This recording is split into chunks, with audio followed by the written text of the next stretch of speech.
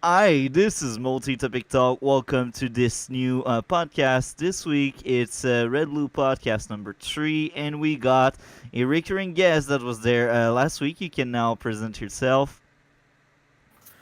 Yeah, hey, so, was here last week, Cole. Now I was gonna watch season 1 of Stargirl for this episode. Sadly, I did not have the time. Luckily though, I did watch other stuff, and Multi-Topic was able to watch Invincible. He said so. Definitely talk about that stuff. Yeah. So yeah, that's like basically the topics. We have Miss Marvel and Invincible. And yeah, I cannot wait for you to get starting with Stargirl. I think you'll enjoy it. Regardless, Miss Marvel. What were your thoughts about the entire season as a whole, with like all 6 episodes together? What did you think Uh, about it? oh, there were like 3 sections. I would say the first 2 episodes, I was like, okay, it isn't terrible, but it isn't good either. This is basically, I expected it to be this meh going into it, just like the advertisements and stuff. And then episode 3 and 4, I'm like, okay, this is actually kind of solid and enjoyable now. It's actually getting better. Okay, this is actually kind of better than like a lot of MCU series, which it isn't a high bar, but still. And then episode 5 and 6 were complete trash. Just like Hawkeye and Moon Knight and Obi-Wan's. Yeah, overall, I would say this is just mediocre again. Another mediocre MCU series. Now, if you would give a grade to the entire season, what would be that grade? Like a 4 out of 10. Oh, we are not that far apart. I would give it a 5. Mm. And it's really sad because I think it has a lot of wasted potential, and I think if it was handled by better people, I do think it would be better as well as a TV show, because I think all goes back to the writing and the writers Mm-hmm. room. It's not really great. And yeah, they now let's speak mostly about like episode 5 and 6, because I think these are the biggest like drop the ball in the entire season. I think even if the other episodes were not perfect, I think these really sealed away the fate of that show. So, what are your thoughts on episode 5? Honestly, I really don't have much to say about episode 5 because it was that just like really it's like the equivalent of like Hunger Games or like Harry Potter, when they split, or those franchises where they have the last film and then they split it into 2 parts in the first film, like nothing happens in it and it's just shit and a waste of time, and then the second part is just like a speed run and it's just like complete fucking mess, and then with a bunch of horrible twists. That's episode 5 and 6, honestly.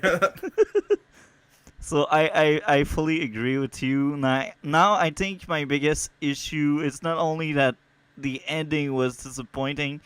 I felt like we had 2 filler episodes, episode 4 and 5. Even if I liked a lot episode 4, I think episode 4 was bleeding of issues, and it felt like hmm filler. And we got Oh, it like, definitely was filler. It was like good enough filler, but it was filler, and for a series with only 6 episodes, you can't really have that. yeah, episode 4 and 5 are 2 fillers in a row, and this is the end of your series, and you only got 6 episodes. And now, let's speak about the villain. The villain. What do you think about the villain? I I hated the villain. I honestly did. I hated those just secret agent characters. Those that were easily the worst part of the show. Just Jesus Christ again. Just some of her family members, the lead character, some of her friends. That's about it. Like anyone else, I really did not like. That's funny. You know why I laugh? I made a video as I was watching each episode each week. I was making like comparison like Stargirl versus Miss Marvel because that's the whole reason Mm-hmm. why I actually watched Miss Marvel. At first, I was like, Miss Marvel may be good. Actually, they may try something out. But then I've seen interviews. Then I've seen people speaking about it, and I know like my sources are not great because they are like the anti woke people, but I'm like they still kind of got a point at some extent. And then I've seen Critical Drinker having the writers of the show in one of his podcasts, and I was like, okay, this is clearly a sign. And you can tell in the writing how sometimes like the anti woke people are right at some extent. Now Mm-hmm. Oh, yeah, they are right at some extent, but their hatred like is not justified, but yeah, it's like, and it's the same thing with the other side. Like, there's needs to be a mix, but neither. They both go way too extreme. Now, yeah, out of all the anti woke people, I would say critical. Like, out of the anti woke people who are extremely biased and have a lot of bad takes, I would say Critical Drinker is one of the better ones. I will say that though. I think it's because he's a writer himself, and Hmm. this helps a lot to know like what's wrong and what's right. Yeah, he's a bit more professional as well. Yeah, and you can tell based on what his content is basically, and just the fact that he is having like writers of the show in his podcast means he really want people from the other side to express themselves and speak. So I think that's a very good thing. And I think like I really wanted to give a shot to the series. And the first episode, I was like, okay. Usually I tap out if it's really that bad because I really didn't like the first episode. I think I gave it like 5 out of 10. But for me, if it's a 5 out of 10 on your first episode, usually I tap out and I move into something else. And I kept going because I wanted to do a video placing Miss Marvel against Stargirl writing wise, Hmm. both first season, how executed they are and how well written they are or I can not. say I have seen clips of Stargirl, and just from those are already better than this. Yeah, and like I go in deep. Like I decided to choose like 6 episodes of Stargirl that would reflect the structure of Miss Marvel. Let's say episode 1 and 2, then they reflect to 1 and 2 of Stargirl. But since Stargirl has 13 episodes, I was like, okay, so episode 7 and 8, it's a two-parter. I will consider 7 and 8 like 3 and 4, and then 12 and 13 are like 5 and 6. So I was like, Hmm. okay, Yeah, I that will makes speak sense. in the first part to about Miss Marvel episode 1, then Stargirl episode 1, and then here and there. Yeah. And I was pointing out like what went wrong, what went well. The video lasted 3 hours, man, and Hmm. half of it is just Miss Marvel issues. Yeah. Yeah, and the fact that Stargirl has more episodes, it means it has more room to be like, okay, we can have some filler here and there, and the fact that there's probably less of it in the 6 episode series. And that's funny. That's funny because in the 13th episode, I don't remember any filler in it. I It's don't remember. crazy. There's no filler in the 13th episode. Everything is really strong and it drives the plot forward. And now, some episodes you don't really get it when you only have seen it once. Because you're like, what's the point of that? But then, when you have seen the entire picture, you realize everything matter. And this is one of the reasons why I praise a lot Stargirl and why I think it's one of the best TV shows out there. It's just like Netflix Daredevil. I think I already asked you the question before, but I will ask you again because I have bad memory. Did you watch Netflix Daredevil?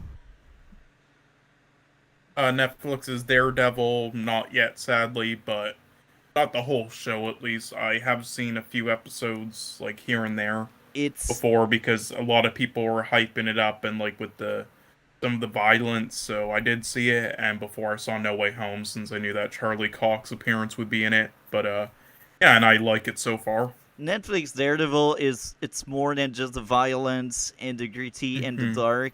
It's well written. It's a very smart show, and season 3 is clearly the weakest. But right now, I don't want to go too far into that, but there was like no filler among all 39-ish episode we got with the 3 seasons. And this is why I like somewhat a shorter season. You don't have much filler. But now let's go back to Miss Marvel. You got 6 episodes and 2 filler, and these are like 2 episodes by the end of the season, and yet we barely know the villains. And I will repeat myself, a piece of what I said in my 3-hour video. I kind of like that part.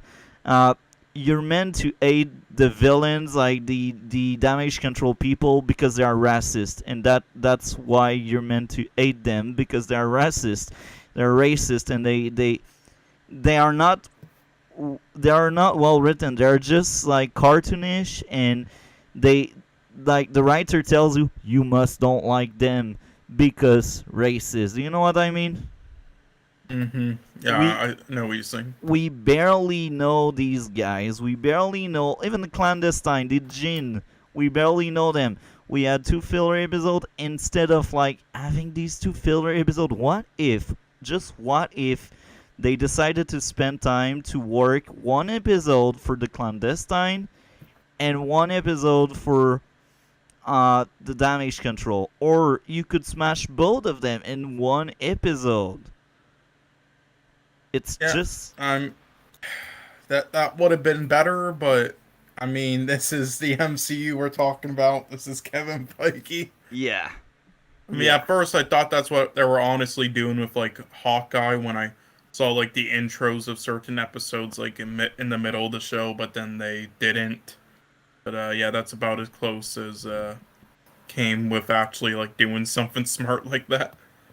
So without going in any spoiler from Stargirl, I will also say that one of the best episodes of the season is centric to one of the villain in the team, and I haven't counted that episode in my 3-hour video because I think it's clearly unfair, and that would give a too huge advantage. And I said it in my video, like I'm not picking my favorite episode. I pick episode that like makes sense with the structure, and they did that with Stargirl. They did an entire episode dedicated to one of the villain, and you're like, wow, that villain is great. And then you have another episode dedicated to another one, but you have other stuff around, so it's not centric, but you still learn a lot about that guy. And then you got a few scenes with another of the villain. So you see Stargirl, they had 13 episodes, and they really used 13 episodes instead of having 6 episodes and only using 4. So based on episode 6 of Miss Marvel, do you want to see the Marvels or anything else with Kamala Khan? Well, I mean, I'm gonna see it anyway, just because I see everything. But do I want to after this? I mean, uh, it's hard to say. I mean, there's potential to like fix things and grow from here, but I don't know. They haven't made me excited for anything with the Marvels and stuff, and yeah, especially with Captain Marvel. Just they really haven't. They've screwed up every time, every single thing they've done so far. Kind of outside of some moments that had some potential here that you could say okay with, but and that reveal at the end, I just wanted to drive my head through a fucking wall. Which one? We had 2 end The credit scenes. mutants one. So she's officially the first X-Men, or we should say X-Girl because Marvel. Yeah, ex-women. So have you seen the quoting other Jennifer end Lawrence. credit? Have you seen the other end credit What was that one again? I believe with I have. I just- Carol Danvers coming, Captain Marvel coming? Oh fuck. God. You haven't seen it? Uh, uh, I So turned it off at that point. basically, they like switch place, and we don't know where Miss Marvel is, and Carol Danvers is like in Miss Marvel room, and it's all wacky, and she's like, no, no, no, no, no. So Mm, I will be honest. I really enjoy the character of Miss Marvel. She's a good character in a really bad show, and it's very sad because you clearly yeah. have the money as Marvel to just pay good writers, pay good people to make your show, but you Yeah, just but see, that takes effort, you know. You need everything to connect, right? That's what matters, not good writing. yeah, and not just that, like the agenda. Let's be honest, there was an agenda with the lines, the on the nose dialogues. Like we can't deny it. All like they wanted to paint like how bad American culture can be because like some of the higher ups are racist and they whitewash the food and that That's, line. like if you want to do that, that's fine, but you can do it well and also more subtly at points, and just more of like a message instead of just it really it really didn't like in the episode like in the first few episodes. I would say okay, I can this is not terrible, but later on it's just fuck me. We had What they did, Jesus. we had in episode 5 a documentary. Man, we don't care about that thing. We are there to watch Miss Marvel kicking butts. Yeah, no. We're here to watch. You know who she votes for. That's what matters. Jesus So Christ. I still can't get over that mutant reveal. Right, this is literally something that like Zack Snyder would do. but even him, it's better because at least it's not on the nose shit like that. At least, but Jesus Christ. And Oh, like what happened to like her grandmother or mother or whatever it was? Did she like die or something? yeah, and yeah, it was Snyder's daughter. Um, Oh no, I meant like the Miss Marvel character. Like, what okay, didn't one of her like family members pass away or something in the show? Or yeah, but it, yeah, well, I mean they like that they like hint at, but yeah, or did they or are they not dead? Like I forgot who it was because this show was so forgettable. I think it was like her grandmother or mother or something. I grandmother, don't. I think. Yeah, great grandmother. Yes, And yes. So I do agree, it's forgettable. yes, but yeah, our friend Chillmonger, he saw some like certain Easter eggs throughout like the episodes of the show early on, even just like the first two episodes. So he made that prediction with the mutant because of like some things that some Easter eggs they were laying around and with like who her great grandmother was exactly. So yeah, But yeah, so good on him. yeah, good job on him. So you're not looking for the future, but do you have any prediction with season 2? There's a season two. Yes. Fuck me. Um, let's see. Bring back her old powers. Fire your writing team. Uh, how about you just cancel the season and put all that money towards Edgar Wright's original cut of Ant-Man? I don't Yeah, think there this we will go. ever happen. It's too smart for Marvel. Jesus, got it. And I don't have much faith in the Marvels because the director of it. She does a great job with the camera work. She was like she did the new Candyman, I believe. Like she does a great work with, like the camera work and all that. But writing wise, I mean, she's just like the MCU writers, pretty piss poor. So I don't have faith in that film. I laugh hard because I do agree a lot. But let's go back to episode 6. There was a scene where we had Kamala and Cameron, or I cannot remember his name exactly, the guy that turned evil. They speak under the dome. And I think the intent was for us to cry at that scene and be emotional. Did you felt anything? Like anything? No. It was pretty empty for me. I was just like, get on with it. So I am not crazy. Okay, perfect. Nope. That sounds good.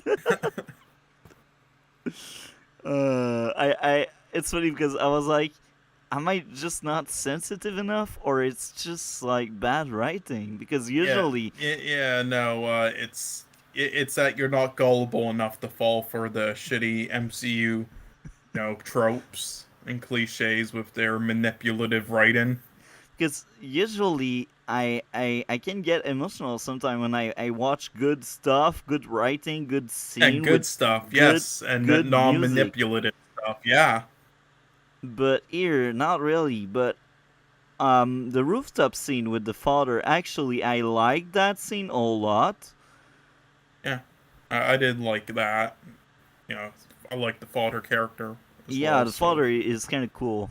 So we are looking forward to see more of the father, I guess. yeah, definitely. But again, just some characters like him, the main character, etc. Those are like the only things I'm really looking forward to season two. Yeah. And it's really sad because I think the actress, based on interview I've seen, she is actually liking comics and she likes Miss Marvel a lot. So she's really someone that likes what she's doing because I believe it Uh, can be like a dream coming to yeah. Well, reality. then I feel. Oh my god! Imagine her and when she got casted, and then they were on production. Like, okay, so we're not going to use the comic powers. Oh fuck!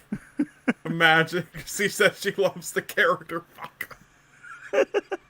But that's the thing. Like I think they did cast her well, and that was a smart cast. But it Hmm. like the entire show around is kind of bad.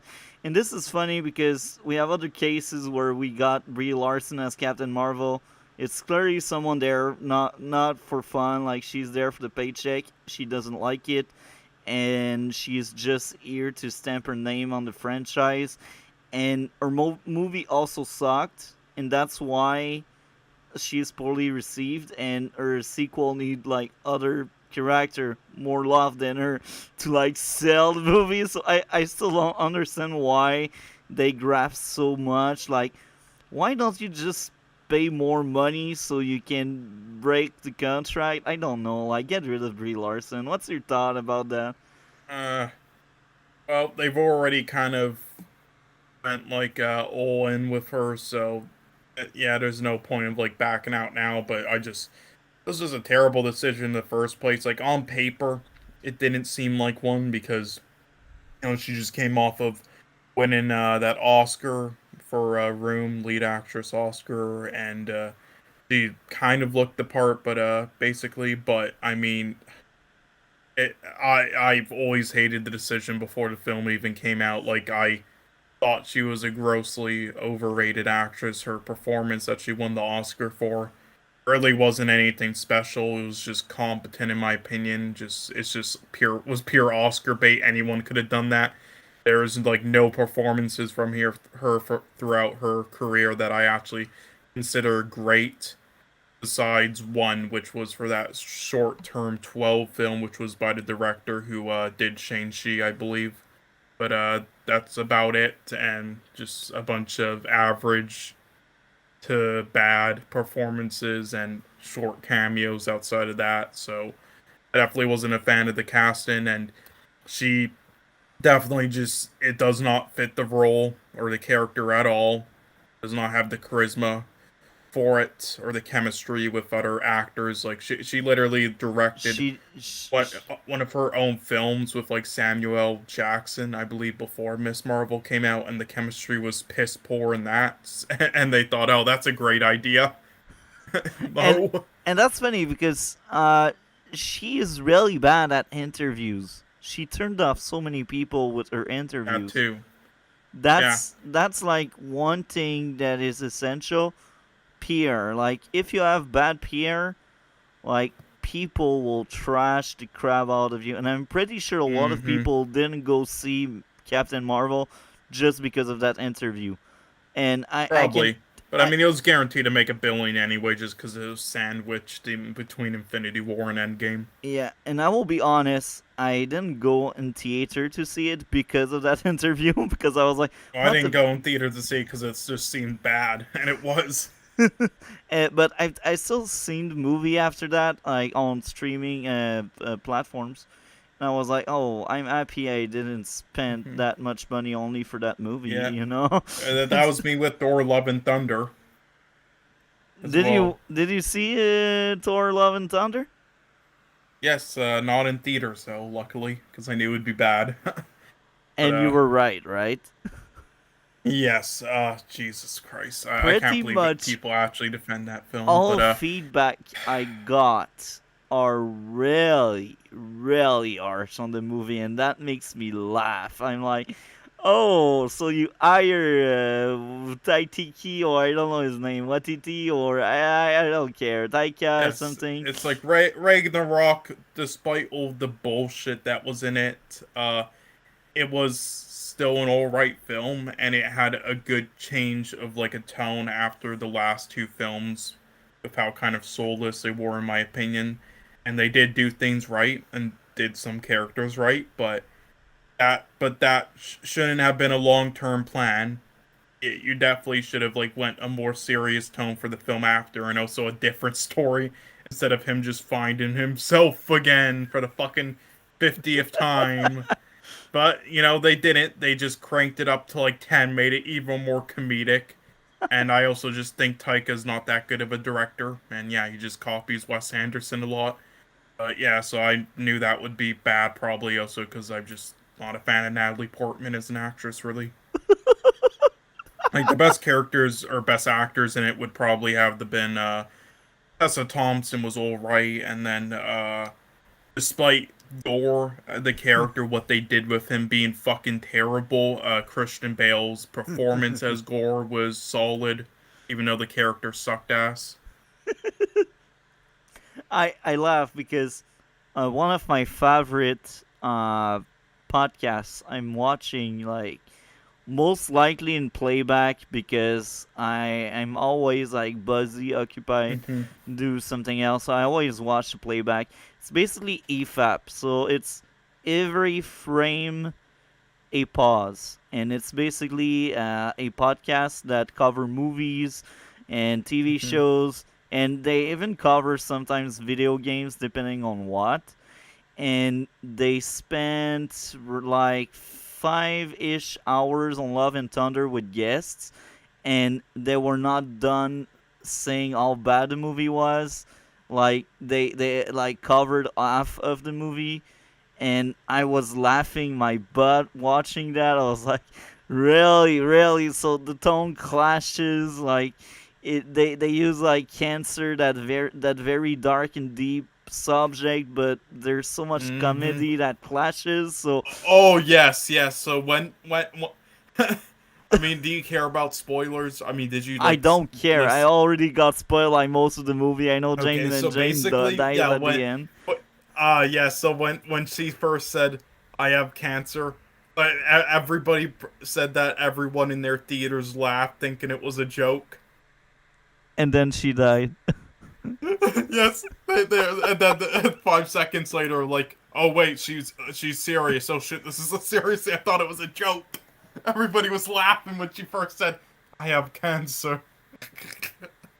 It's sad because you see, I used to care. I used to say I don't want to be spoiled, but I don't care anymore. And that's the same thing with Doctor Strange Multiverse of Madness. I will speak about that again because I'm really sad about what they did to Doctor Strange in the movie and as a franchise and as a character within the franchise. I'm so sad and pissed, and I was like, I was looking for it. I was like, Hmm. I may give a shot to the movie, but I got burned so much by Marvel. I will just wait until reviews come up, until EFAP covers it, and I will see if EFAP's approved. Then I will go give a shot. But then EFAP took a piss out of the movie. They spent like Hmm. two streams, so they spent like 10 hours on that movie with guests. Yeah. So I was like, okay, it's clearly not a movie for me, so I didn't go, but I kind of know, like, everything that happens in the movie because of EFAP. And here's the thing, there was a time I really wanted, like, to not get spoiled on anything, and the same goes for, like, the Batman. I was really excited about the Batman, so what happened, I was like, they better not miss their shot. So I stayed away from any spoiler. And the moment they lifted the mandates where I live, I went at the theater and I went and go see the movie. And I liked it so much. And I was like, I was not burnt on this one. And Hmm. I know a Oh, lot the of people Batman, you didn't mean? like it. The Batman, the one in that was Oh yeah, made. yeah, yeah. No, I agree with you. That was yeah really good. No, a lot of people did like it. Honestly, it's mainly like people who are into Snyder's stuff that, or people who just who don't really understand like the detective aspects of Batman that didn't like thought it was bad Yeah. really. My But I think the reason why it's my favorite Batman movie, and I'm not joking, like as much as I like The Dark Knight, I think the Batman is better despite the flaws. The Dark Knight has also flaws, and the Dark Knight mhm. has also issues here and there. It's a Well, that's the thing with all masterpiece. the Batman films, though. All of them do. Like, there's a lot of great ones. Even The the older 66 ones. Batman, the Tim Burton first Batman, Batman Returns, Yeah. The Dark Knight Returns, The Dark Knight, Batman Begins, The Batman. They're all great films, but they all definitely have their flaws. Yeah. And just I, so I mean, it's honestly tricky what I would say is my favorite, but yeah. maybe The Dark Knight Returns. I don't know, but Yeah. yeah. Sorry, continue. Me personally, I think the older ones, like the 19-ish, the Burton ones, and like, let's not speak about Forever or the other Yeah. aberration. These Oh two are God, there's clearly people in my awful. community who some reason like those. I don't get them, But the but ones yeah, with Michael Keaton in it, they are not bad. They are just fine. But yeah, I they're don't really good. understand all Yeah. the praise. I just don't get it. I just understand all Hmm. the praise.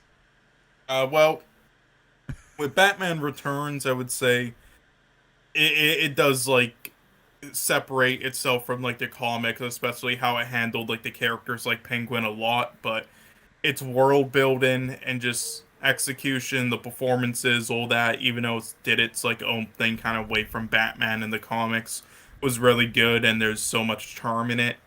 And I think that was the main reason with that. As for the original Batman, and I think it's just I would say it's just the definition of like trying to make a film as much like as the feel and tone of an actual like comic book, while still being good instead of like too cheesy and over the top, Yeah. like just enough to salvage it.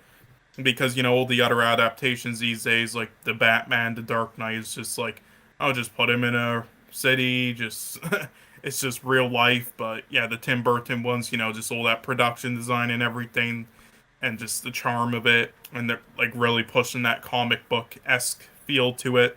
So I think and then of course Jack Nicholson as Joker was great. So that I think that's what really uh, is the reason why a lot of people love it. Like honestly, if you're not a huge fan of like the Dark Knight, like Nolan's Batman films, and don't like it being too realistic, then those are usually what people like lean towards.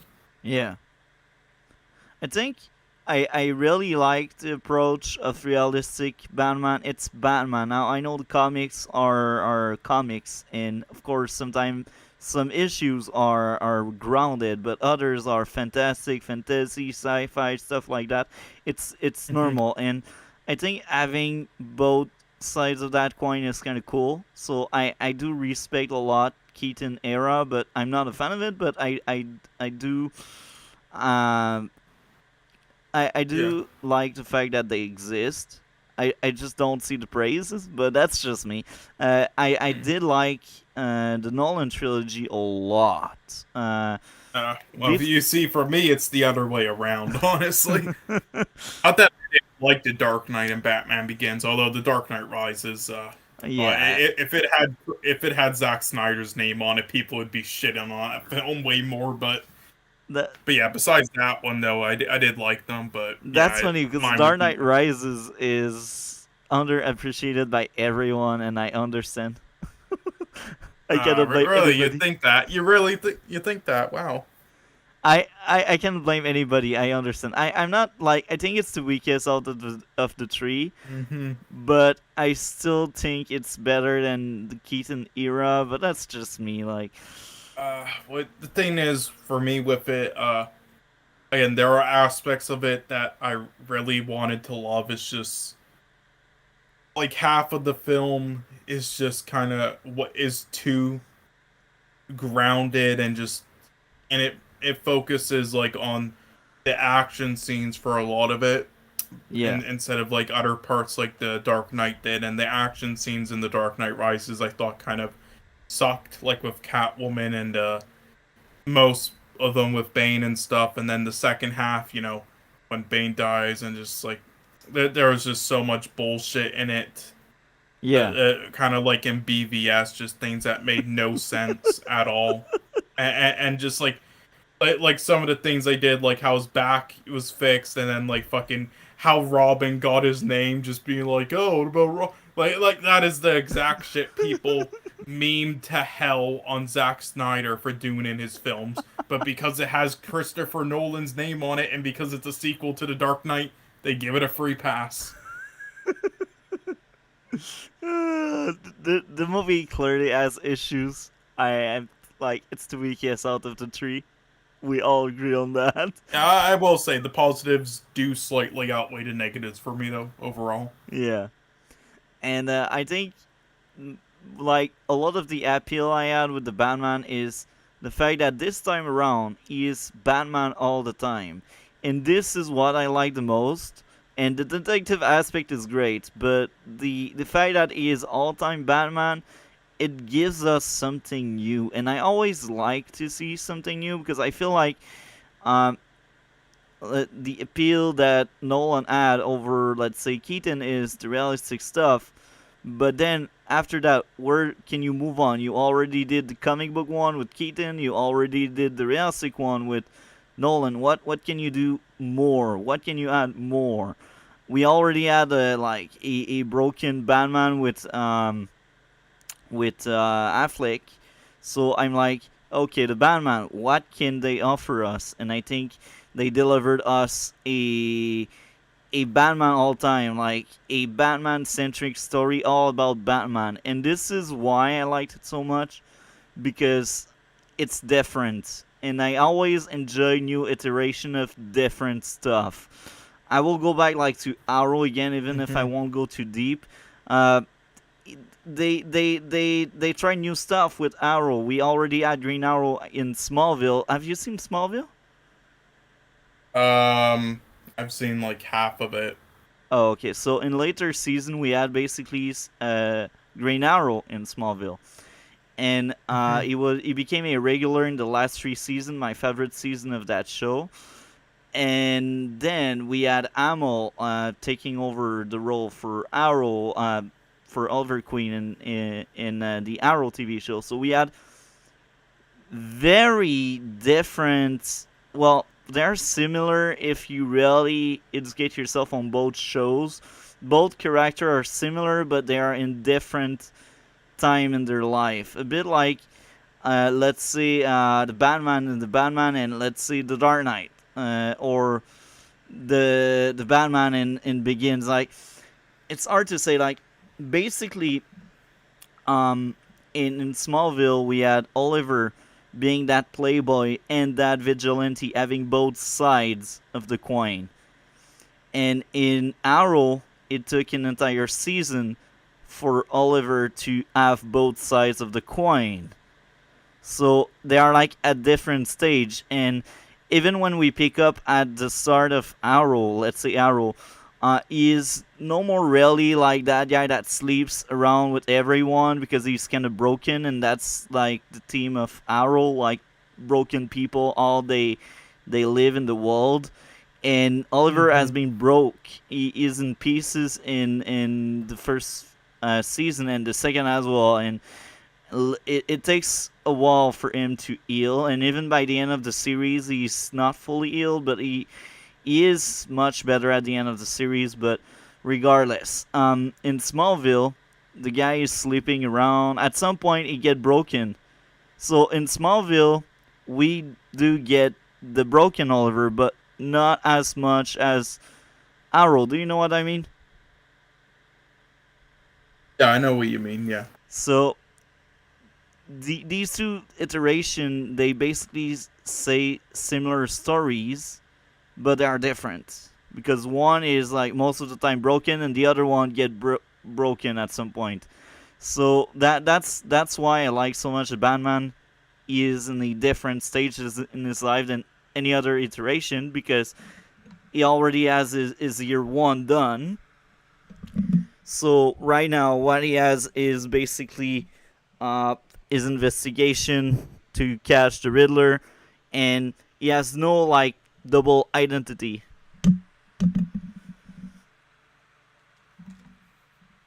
Mm-hmm. So now we did speak a lot about that. Is there anything else you would like to add about Batman and iteration and Well, stuff? I would say the newer Batman, it might be leaning towards my favorite, because I did really like what they did with it. But I would say the worst part of it, honestly, was just Matt Reeves. I think he is not that good of a director, and he,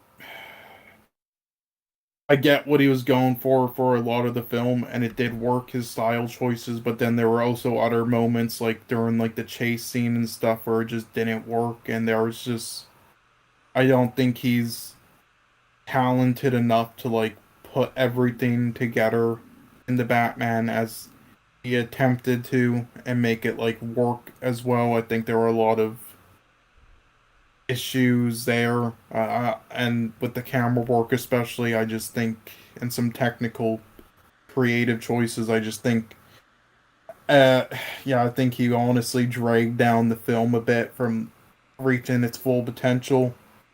But and yeah, that would be my least favorite part of it. But other than that, yeah, I do think it was excellent. So I am really looking forward to the future, and I've seen a lot of videos giving prediction and speaking about what the sequel could be.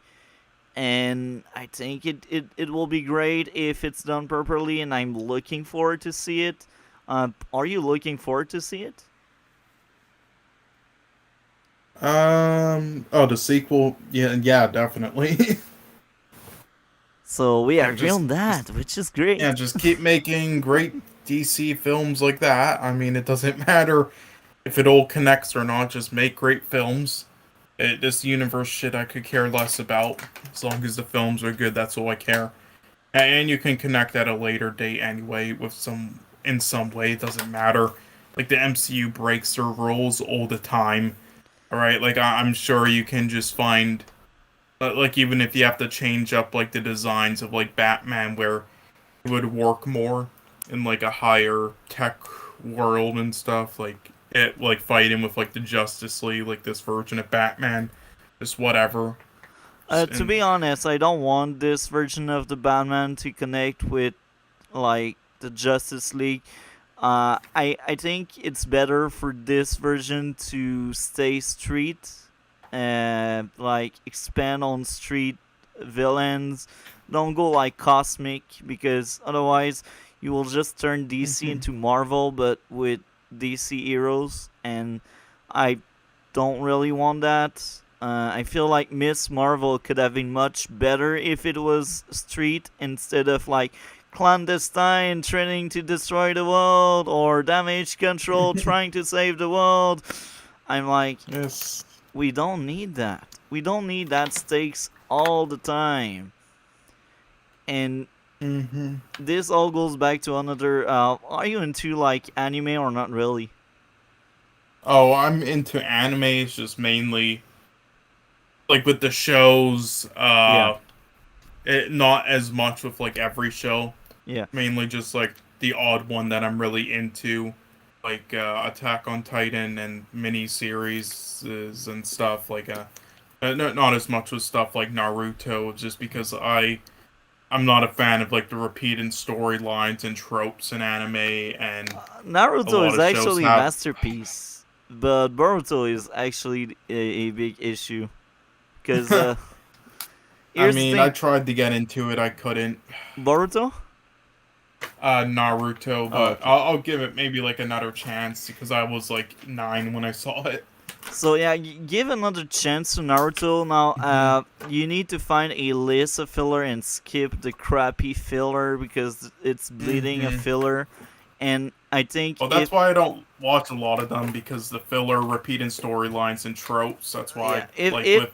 if you skip the filler, Naruto is amazing, and that's also why Hmm. usually with anime, I'd rather read the manga, and I have the entire collection of Naruto, and I'm currently following Boruto, and Boruto is basically a Hmm. sequel, and it pisses me off so much because now they started with another writer, so that was kind of cool, but I started seeing issues, and then we got the same writer at some point because the other one got fired. So the one that made Naruto came back like really late in Boruto, and I think my biggest issue with Boruto, they cannot scale down the threat. So it's Boruto is all about like world-ending threat, and it's really Hmm. really sad, and it also has a bleeding issues with villains in Boruto, and I'm like, why? Naruto had great villains. How can you mess up? But then, Well, they do that a lot in like modern day anime, don't they? yeah, like they could like do great, and even now even if the original writer came back on board, now one of the villain is more fleshed out, and I'm like, it's kind of cool. Now I root much more for the guy, but even there, he is nowhere near as good as any of the villain we had in Naruto. And in Naruto, we had so many great villain. I don't want to speak too much about it because I don't want to spoil you too much. But as I said, if you watch Naruto and skip the trash filler, I think you can find some enjoyment. There's a lot of good message in the show, and I think characters they do grow. The focus obviously is on Naruto and Sasuke. They're like the two main characters throughout the entire series. But even there, like Sakura, one of the supporting character, gets a lot to do, and like I think considering the big cast, they did well with pretty much everyone. But in part two of Naruto, they dropped the ball on some of them. But even there, they still got at some extent good stuff. So I'd recommend really like especially part one. Part one, I think it's much more character driven, and it's about the cast. Part two is really about Naruto and Hmm. Sasuke. But part two is my favorite because the action and the story it's told, and it's more mature.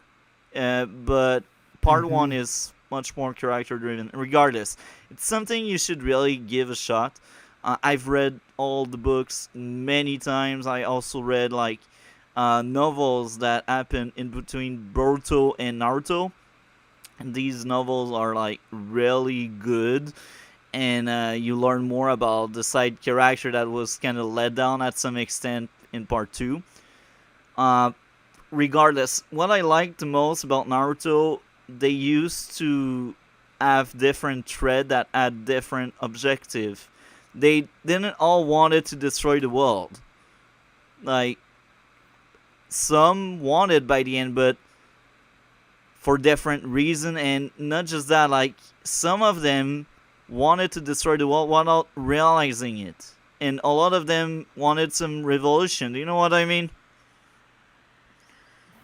Yeah, I know what you're saying. So it I think it was well done, but then we have Hmm. Marvel, like they all must end the world. It's like, okay. Like Jesus, fuck. Yeah, I'll definitely give it a chance again, but yeah, it's mainly like older anime shows that I like, that I enjoyed really. And I did give like the Last Airbender another chance, and then I enjoyed it. But yeah, it's mainly the older shows like with that. Like nowadays, like with new anime shows, it's mainly just like certain miniseries and My Hero Academia and Attack on Titan I really liked, because again, all those issues just for me, which is why I mainly don't watch the shows. I like the films more because it doesn't have any of that.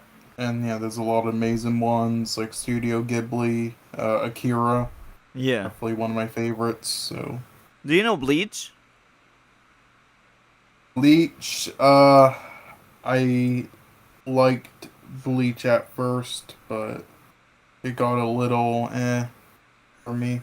I'm guessing you were watching the anime, so you probably stopped in the first filler arc because Bleach was bleeding of fillers. And here again, Bleach, I have the entire collection of books, and it's amazing. But my biggest issue with the Mhm. anime, oh my, the anime has so much filler. It's like, Well, that and the animation studio just I do not like at all. They're not good with that stuff, and they did that horrible. Weren't they the same people who did that horrible fucking Junji Ito collection anime?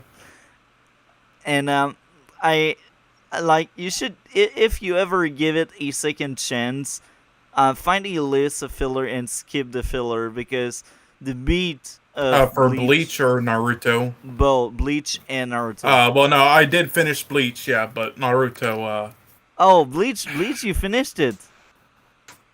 yes, but I don't remember too much. It's kind of like a lot of it, left my mind, but I did end up finishing it. They will adapt the final arc in the anime Mm. because they didn't before. They stopped in one arc before the final. They Yeah, they made some announcements saying they were stopping. Yeah, I remember and that. yeah, they will finish the manga when the anime comes back, and this is kind of cool because this means when it's coming back, we won't have any filler because the manga is over. Hmm. Now, Yeah. Invincible, the second topic. Um, Oh, yes. so you can The- start with your thoughts, and then I will go on with mine. Ah, I'm curious what you're gonna say, but honestly, for Okay, so I will start with mine. Invincible. Oh, you want to start? Except if you want to start. Oh well, I mean either way, but which you want me to start or? Yeah, start. Okay, well, yeah, this.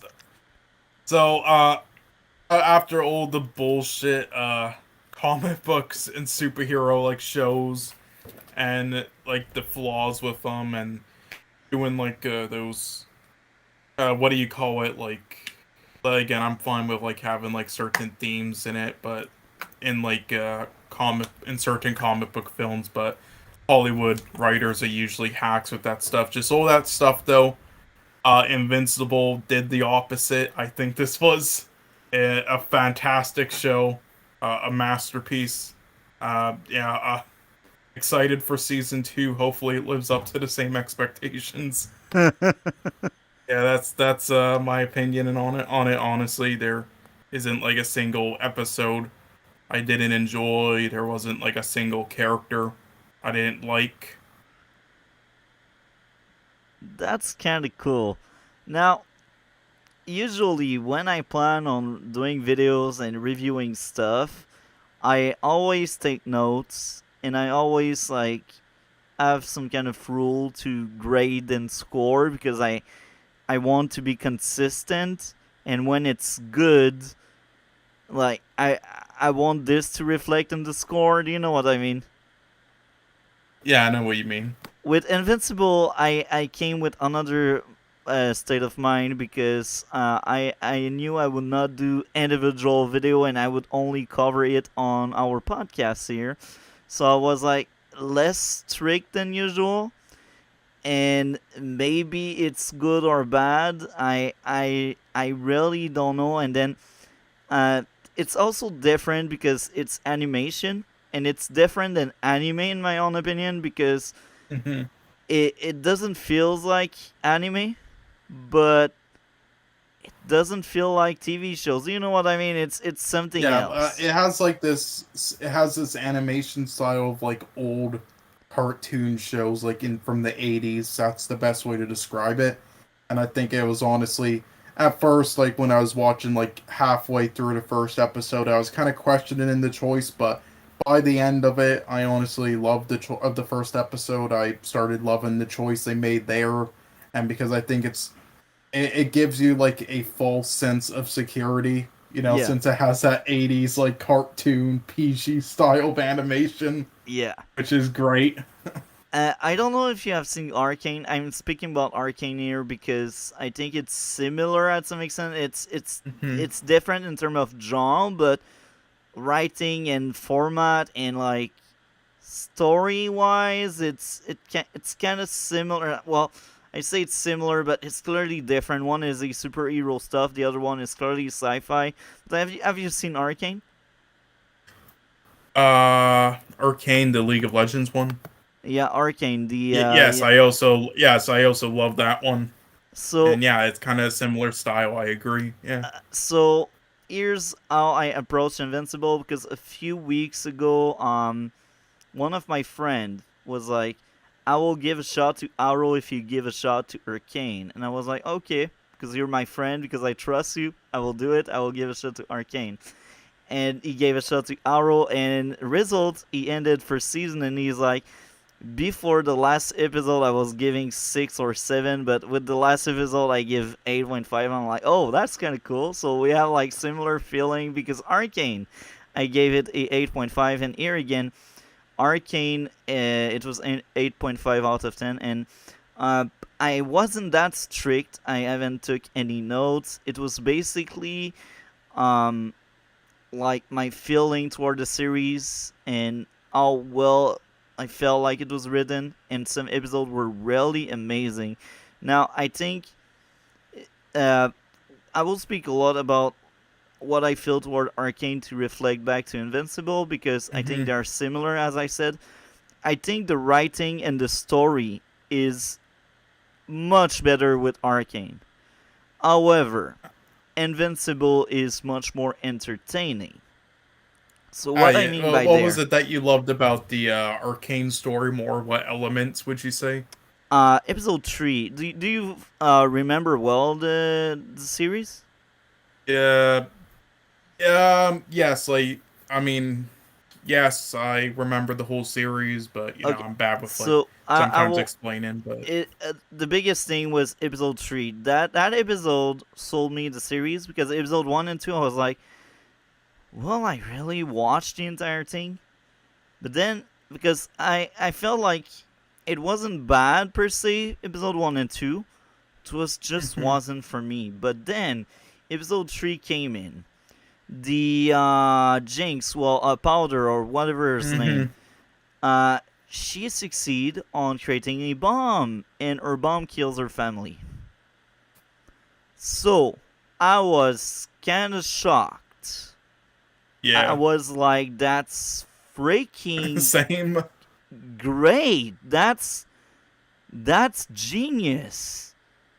And I liked that so much. I was like, I want to see more because of that moment. Because sometimes you're like, it never starts, it's slow, and you're like, it's kind of cool, I like the idea, I like the attempt, but nothing happens, and then boom, everything happens. Episode 4, I was like, okay, this is disappointment. But then episode 5, picked back up, and I was like, oh, that's kind of cool. So now we follow them as adult, and their story like really divided them, and now Jinx is on a like villain path, and that's the sister of the other character. I can't remember her name. That's another Oh, thing. the one with the red hair. Yeah. Um, Oh, I believe it.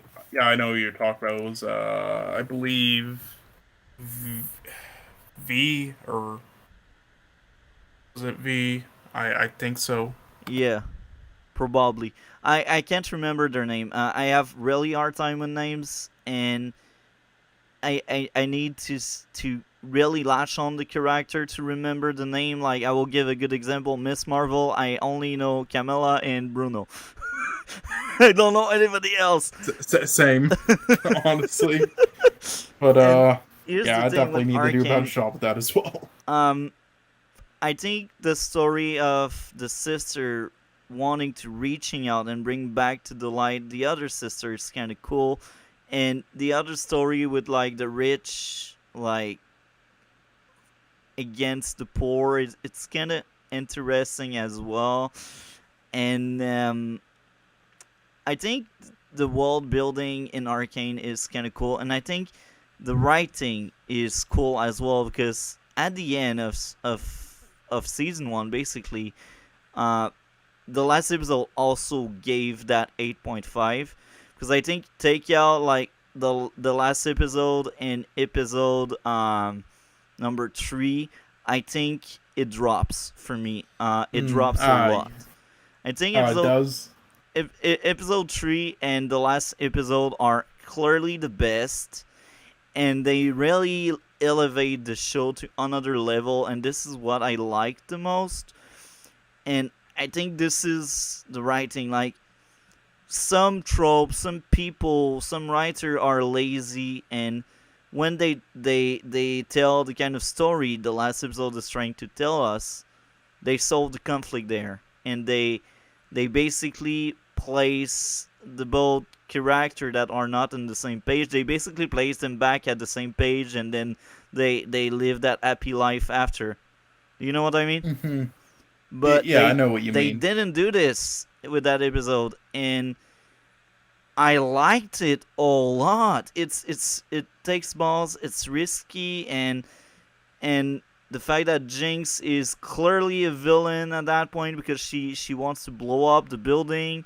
Like, wow, that's storytelling here. They placed her into that villain path from the first episode to this Hmm. ending.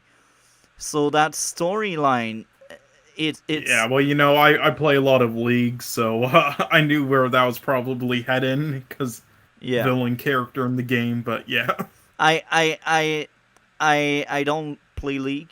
I To be honest, I don't care about League. yeah. I mean, I don't like playing. Well, sorry, not play League. Watch League. I watch the esports, but yeah. But yeah, so I think writing wise, these two episodes makes the series hold up, and the whole choice the rich people give to the criminal, like, give us Jinx and we will save your people, and the criminal doesn't want to give away Jinx. I think that was kind of cool. That was really nice. It was really well written, and I was like, wow, that's cool. I like it. So there's a lot of things in Arcane. Uh, However, even if I gave it an 8.5, it's because I know it's well written, and it's the story is good because they took risk, because every risk made sense. Sometimes they just Hmm. throw like plot twists on the wall hoping it will stick. It wasn't the case there. Now we go back to Invincible. As I said, Invincible was much more entertaining. Yeah, However, it did. It was like safer when it came to the story parts. I would say like yeah, in like episodes like in the middle of the show. I would say yeah, with the write-in, but I mean, I would say it's honestly it didn't need to. take too many risks so outside of those certain episodes, and because basically to me Invincible is kind of like the best way I would describe the story of it and everything is just every single superhero show and like film and comic book you can think of, like that's about like just uh like this, like the difficulties of it, sort of like Superman and Lois style, the difficulties Yeah. with the powers and just everything and in the universe. I think that's just it covers every single one of those topics and ideas that was ever brought up in like thin air by like writers and other superhero and comic book shows and films, and just puts it all into this one show and does a fantastic execution with it in comparison to others that were kind of weaker.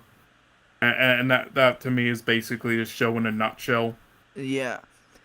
So Invisible for me, as I said, it's more entertaining. I gave it 8 out of 10 overall, and I see myself in the future rewatching Invincible, but I don't see myself rewatching Arcane because I already know what will happen in Arcane, and Hmm. despite the great writing and the superior story, entertainment wise, it fails for me. But maybe I'm too harsh. And here again, I didn't like really mark down anything about Arcane or Invincible. As I said, I really went there blind, and I didn't like really went there with a review perspective. I just went there and I really wanted to enjoy what I was watching. Do you know what I mean? Hmm. Yeah. So if I was more critical, maybe, just maybe, the score would go higher or lower. I really don't know because I didn't take any notes in any of the two shows. Hmm. Now, with that being said, I still have found a few, Yeah, flaws or. yeah, a few flaws in Invincible. Hmm. Um, Now I will start with my biggest flaw, and it's a trope in superhero genre, and I even if Superman and Lois has it, even if Arrow used to have it with some characters, I say used because in later season this is vanishing, and this is what I liked about Arrow. They like removed that trope, and this is kind of cool. But the trope of the guy keeps a lie and disappear all the time on his girlfriend. So, um, I don't like that trope in any superhero. I always take away points for that when I am more Uh, critical. I mean, I'm not a fan of that trope either, but So I I think, did think it did something different with the trope though in comparison to others, and actually showed like more of the consequences to it in like a more realistic way in comparison to other ways that were kind of like unrealistic. So yeah, that's why I honestly didn't mind that trope in this show. yeah, and I think it bothered me a lot. However, I was kind of happy the girl found out by herself. But here again, this is something Yeah. that happens a lot. I won't give away any spoiler for anything, but sometimes people are smart. So Yep. I think she was smart, and that was really Yeah, they cool. they treat yeah, like it, I love that because always in the superhero's perspective in the other shows and films they treat like they're idiots. Like they can't put two and two together. Yeah, But in this show, no, they all do. yeah. But here's I got another issue, but here again, that's another popular trope I've seen in many stuff. The love triangle. The love triangle. Oh my. Well, it's not as Uh, bad as other stuff because Mark really liked Amber. But let's be honest, there was something before Mark and Amber became a thing. We had Mark and Eve. Well, we didn't really like. they were like teasing like it at points and like yes, and then you're thinking of ways like how it, even though she was like with the other guy at the point, like how it could play out differently, where then it would change and then it did, but then with the other, but then he went the other way around. Obviously, like yeah, that is like a cliche with shows, but and once again though, I think this did it better than other shows where I honestly didn't mind that it was a bit of a cliche because its execution was still fantastically written, even if it's a bit of cliche in a lot of shows. yeah, yeah, I understand that, and I'm not someone that is really into shipping and stuff. I really don't care who ended up with who. But here I feel like this time around I cared, and I really don't know why, because something bothered me, because I feel like Mark and Eve are much more similar, and they're a much better match than Mark and Yes, Amber. yeah, So but I do think that kind of says though that like yeah, because they're really good friends, and that's a trope in a lot of shows where like they people have a lot in common, and then they think okay, so then obviously they're a good match. But I mean that's not always the case. Sometimes it's just get better as just friends. I think you yeah, also kind of feel that because she got like pushed to the side in all areas and kind of left out. But I mean, I think it kind of made it interesting though, because like when you're first introduced, they made her like fucking at the top, yeah. and then by the end of it, no, at the bottom. So maybe I will project too much stuff, a little bit like the anti-woke do, but let's say uh, um let's say they only place Amber with Mark because this is an interracial relationship. mhm. You see that I had that I was like, Well, technically, the other thing would be one as well because he's Asian. yeah, you're kind of right. You Yeah, kind of which right. by the way, the voice actor choices were fantastic. Stephen Yun, J.K. Simmons, Sandra Oh, Zazie Beetz, all of them were fantastic, and many Yeah, yeah. others. The voice acting was kind of good, but you're right. I haven't thought about that, but yeah, it still bothers me because yes, Maybe Amber. because you feel bad for Eve. Yeah, man, she got cheated on, and when Yeah. she flies back to maybe try her shot with Mark, she find Mark with Amber, and then she's the very good friend that keep like pushing Amber toward Mark, even if she cares for Mark, obviously. Like, don't tell me she doesn't care about Mark. Oh yes. And Again, that I do think it makes it kind of interesting though, because that that's just so because of how sad for everything. Eve, you know? I mean, it is, but not everything works out. And I mean, I think it's honestly realistic. At So. some point, at some extent, I was like, man, maybe if you kill off Amber so you can be with Eve. Add some drama. Kill off Amber so you can be Jesus with fuck. Eve. Well, honestly, I was waiting for like because I heard people like before I watched the show, because my friends like watched the whole thing in a day, and then I watched it in the next day when it first released. But they were talking about her character, and the way they were talking about it made me think that like Amber was gonna like have like a villain plot twist or some shit. Kill her Like off, during man. it. Don't turn her into villain, man. So, um, as I said, I'm not into shipping. I don't care about who end up with who. I just don't feel it natural. But here again, it's just me. Mm.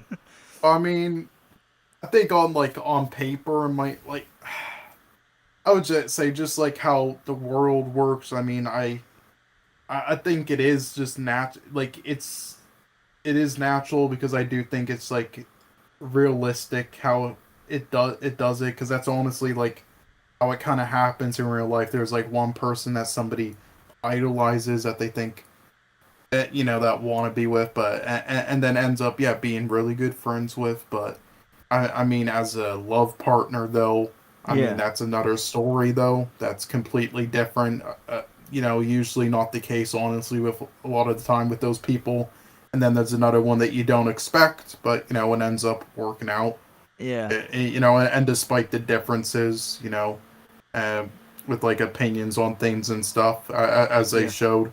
Which, by the way, I mean, again, another thing we talked about fucking social justice warrior shit, like pandering and just horrible writing by the Hollywood writers. Like, I don't mind if there's like SJW, like hard SJW stuff in it, Yeah. like obviously, but just the way it's written by people in Hollywood though is just cringe. Yeah. And like all this shit, and then people ask, okay, well, how do you do it all properly then?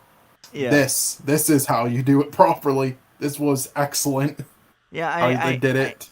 I actually agree with that. Like the gay friend, it was kind of cool. The gay friend, and he wasn't Yeah, like and the like the the one troll. villain, like, oh, look outfit they put you on. It's like, yeah, I made it myself, bitch.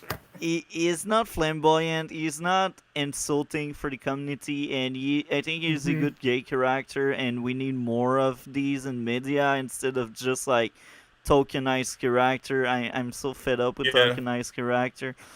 So I was fine with that character.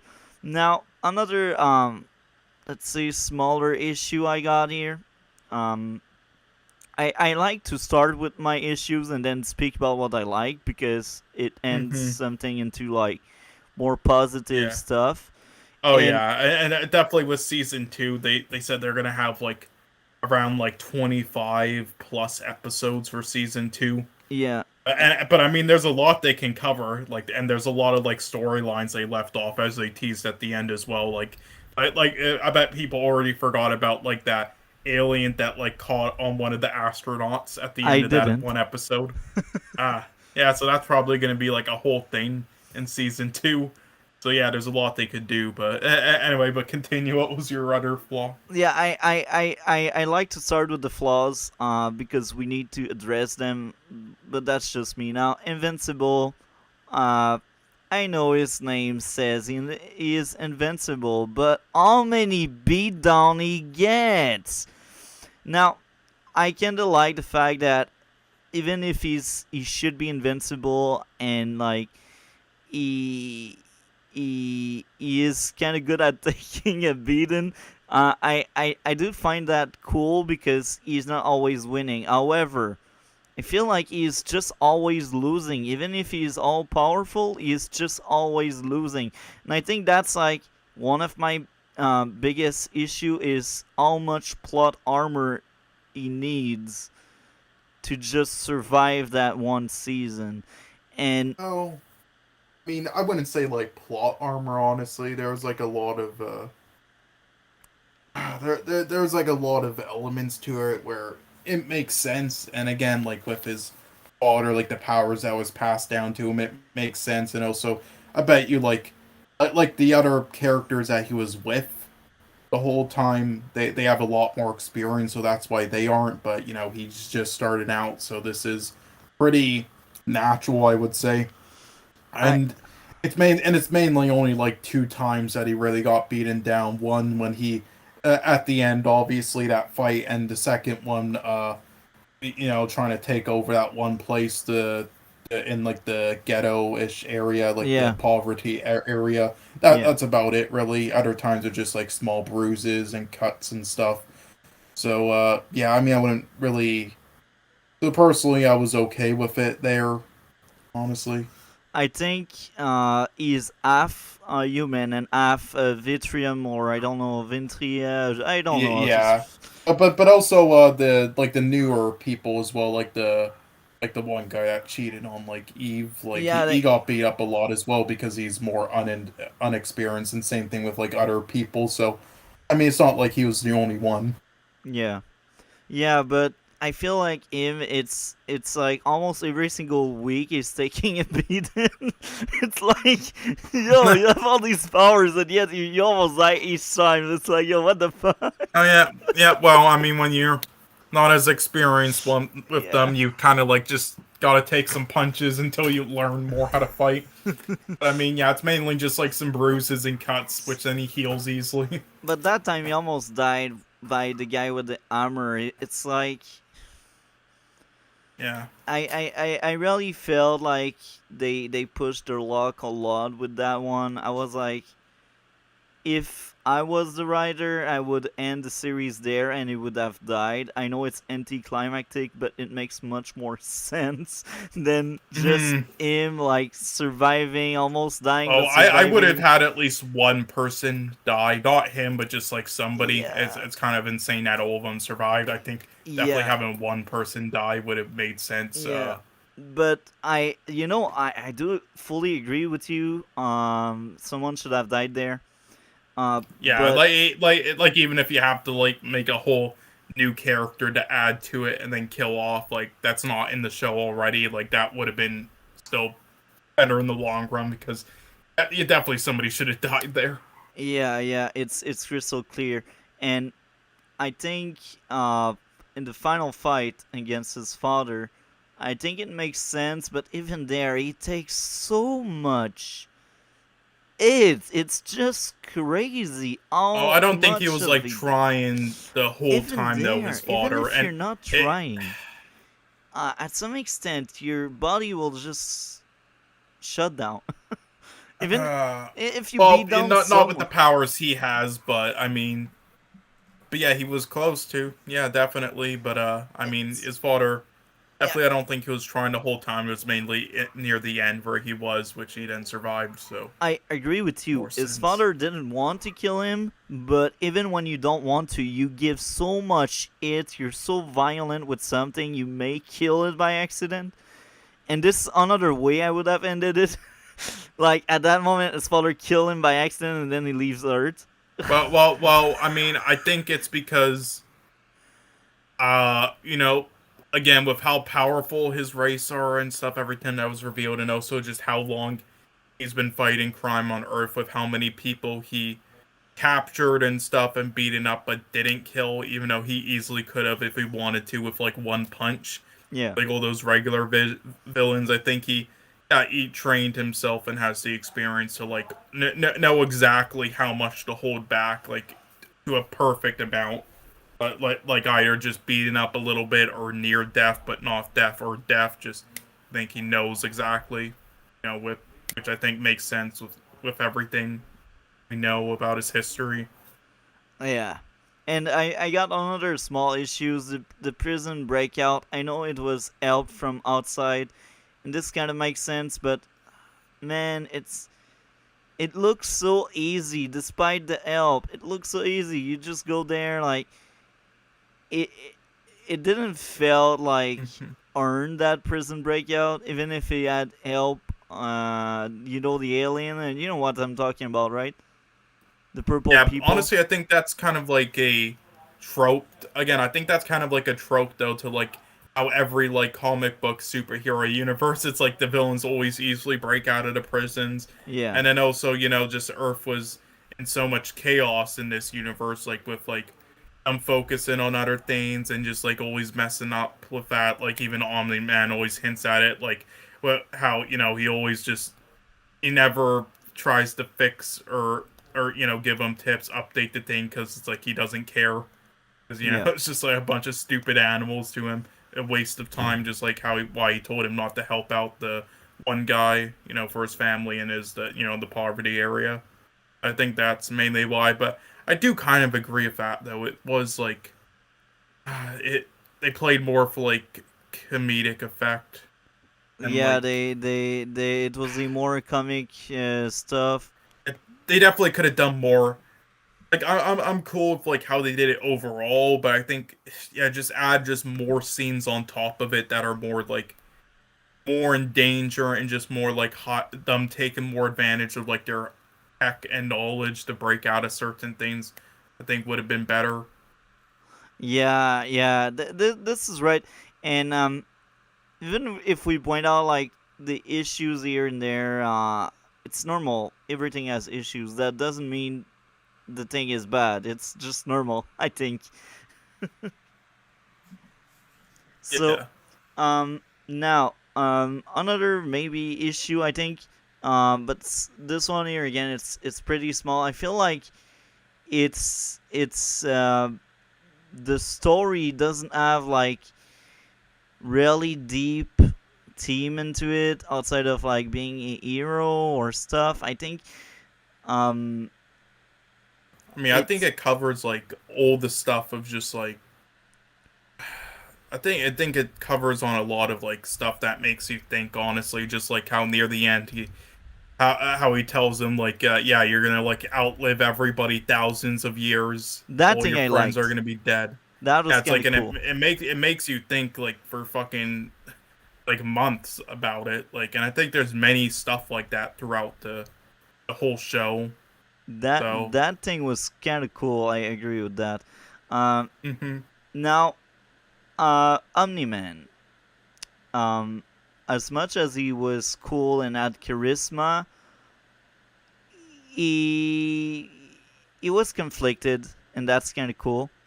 And the way he was seeing Mark's mom like a pet, I was like, Oh, really? that reveal, that It line. killed me. I was like, oh, what the F is going Oh on? shit. Yo. I was like, the big disrespect. But I think it was cool. But here's the thing, I feel like as a villain, even if he works well for the show, he's not the best villain ever. It's just like, my people are doing it, so I will do it. And I kind of like the fact that he left Art. Hmm. This was amazing, and the fact that Yeah, he the was way he conflicted. left. Yeah, the conflicted part, and there's potential him maybe like change. Like, there's a lot of like potential they can do with it. I like that part. I liked it a lot, but here's the thing: as a villain, he, I feel like he could have been more interesting. Like, I don't know. It's I real. do think, honestly,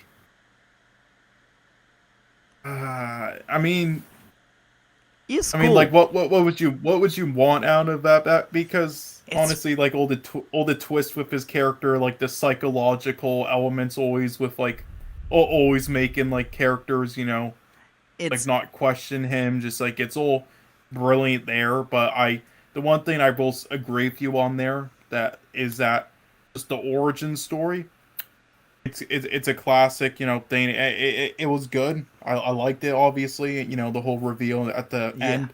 It's just like, but it's just that throughout like the first half of the show, but when you saw what he did in the first episode, and you keep thinking, why would he do that? And then like as he continues to like act in the way he does after that, it's this like, was isn't he my like likes. what like was he mind controlled during that part? Like what by someone? Like what happened? Yeah And eventually you know you get the idea that yeah, he's probably because because you remember like the story, the fake story he told Stephen Young's character Invincible at yeah the beginning of like his people and stuff. So then you realize, ah, yeah, he probably lied. It's probably actually just like a conquering old fucking just evil world. So I mean, we kind of already got the clue of what the his yeah big reveal in season 8 was gonna be. So I mean, during episode 8. yeah. Here's the thing. I think as a villain, he's kind of cool. He has charisma, but he's not the best villain out there. And Well, there's definitely better ones, but like, I would say he's great. I will give like good example like from many shows I liked, including Stargirl. Brainwave is one of the villain in Stargirl, and Brainwave is one of the best villain I've seen out there. And telling why and explaining why very deep goes into spoiler territory, so I will Yeah, not okay. go Well, too I'll far. definitely look out for that, but So, I'll tell you what I think about it when I watch it. Brainwave is brilliant as a character because his backstory makes sense, and why he is a villain makes sense, and all links back to his powers as well. So I feel like place Omni-Man against Brainwave, let's say on a character perspective, even if Omni-Man is conflicted, even if he is kind of cool, even if he has charisma, he is nowhere near Brainwave. He is just nowhere near that. Um, After one season, and Omni-Man played a pretty big role, so I don't know how they could improve Omni-Man, to be honest. I feel like he is not the best, but he's clearly not the worst. You know, like I've never said he was the worst, but I feel like maybe we could have, and I don't know, a more juicy villain somewhere. You don't know what I mean, like a different villain with Omni-Man, of course, because Omni-Man Hmm. he was kind of important to the story. I will give another example of another villain. This time around, here again, it's Stargirl again. Icicle. He is another great villain, and here again, um, that character is not as good as Brainwave, but he's still very strong, and I feel like Icicle is much more interesting than Omni-Man again. And now it's many characters that are just better than Omni-Man, and this is kind of sad. And now next one.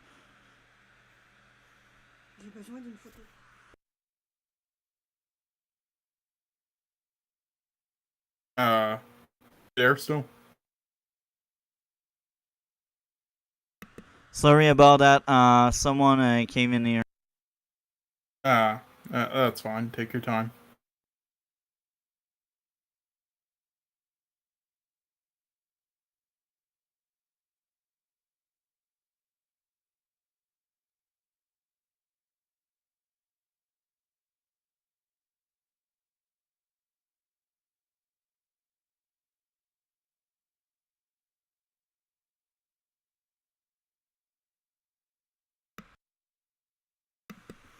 Sorry about that. Someone interrupted me. So yeah, I lost my train of thoughts here. Um, You said after Omni Man, like the villain. You said the next character or oh yeah, top or Icicle thing you wanted to is mention. just better. Oh. Um, Oh, Brainwave icicle. Yeah. is better. And I will give other example from Hmm. the Arrowverse. Slade. Well, I should say Deathstroke and Prometheus are all really strong villain because of their writing and like their motive, their backstory. It's just better. And Omni-Man, as much as he's cool and he has charisma, I just don't think he is anywhere near them. And I think it's important to have a villain that really stands out. Uh, Hmm. and as much as Omni-Man is cool, uh, I don't feel like he stands out. I'm like, he's just one guy of a race that does that. They just conquer world like that. I And mean, yeah, but I'd say there's like more to it though. Honestly, like I think it's like the same sort of thing as like Superman with like oh his difficulties with like trying like at times like and you can see it at the end with like that flashback and then also just like yeah, the psychological elements. I wouldn't say it's like totally just like a one-dimensional like villain character, but I do get your point. And yeah. yeah, I wouldn't say he's like one of the best villains out there, but I I think mean, I do Omni-Man is think, conflicted, and I like the fact that he's conflicted, but mhm. he's not the best.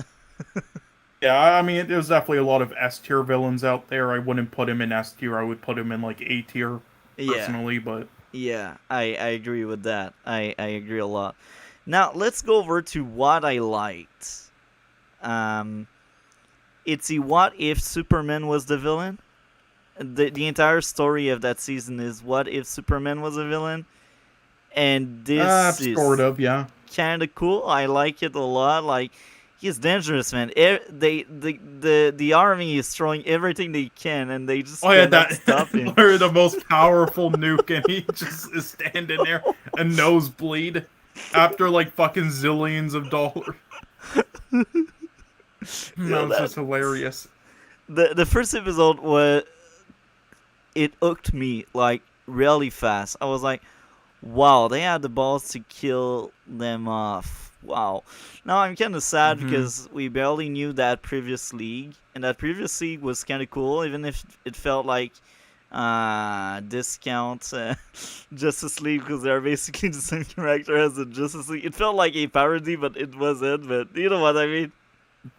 Oh yeah, he We had got like the Flash, Nightwing. Wonder Woman. Yeah, Red Rush, that's the Flash, Aquaman. You had like the the fucking Wonder Woman clone. You had the Mr. Invisible, whatever. Basically, But it was all just like Jesus. they, so Yeah, it's kind of funny.